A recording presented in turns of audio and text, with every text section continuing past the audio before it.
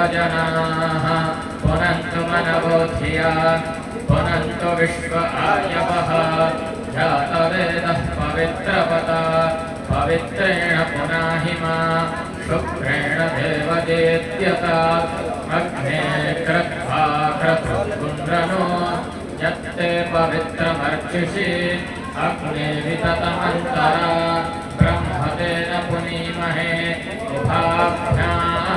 देवसवितः पवित्रेण seven च इदं ब्रह्म पुनीमहे वैश्वदेवी पुनति दैव्यागात् यस्यै बह्वीस्तनुवो वीतपृष्ठाः तया मदन्तः सधमाद्येषु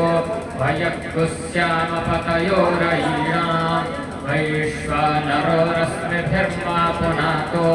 वातः प्राणेने शिरोमयो भूः द्यावा पृथिवी पयसा पयोभिः ऋतावरी यज्ञिये मा पुनीताम् बृहद्भिः सवितस्त्रिभिः वर्षिष्ठैर्देवमन्मभिः अग्ने दक्षैः पुनाहिमा येन देवा अपुनत येनापो दिव्यङ्कषः तेन दिव्येन ब्रह्मणा इदं ब्रह्म पुनीमहे यः पावमानीरथ्येति ऋषिभिः संहृतगुं रसम् सर्वगुं सपूतमश्नाति स्वदितं मातरिष्वना पावमानीर्यो अध्येति ऋषिभिः संहृतगुं रसम् तस्मै सरस्वती दुहे क्षेरगुं सर्पिर्मधोदकम् पावमानी स्वस्तयनीः सुदुःखा हि पयस्वतीः ऋषिभिः संहृतो रसः ब्राह्मणे स्वमृतगुं हितं पावमानीर्तिषन्तु नः इमं लोकमथो अमुं कामान् समर्थयन्तु नः देवीर्देवैः समाभृताः पावमानी स्वस्तयनीः सुदुःखा हि घृतश्च्युतः ऋषिभिः संहृतो रसः ब्राह्मणे स्वमृतगुं हितं पावमयेन देवाः पवित्रेण आत्मानं पुनते सदा तेन सहस्रधारेण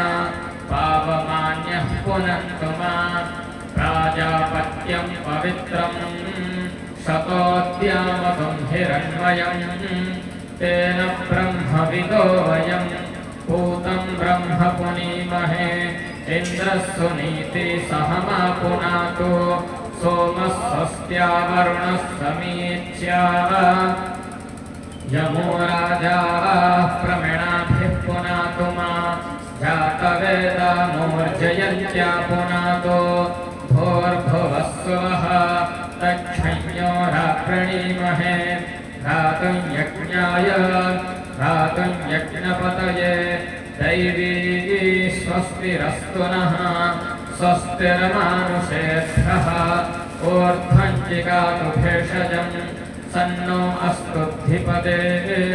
शञ्चतुष्पदे ॐ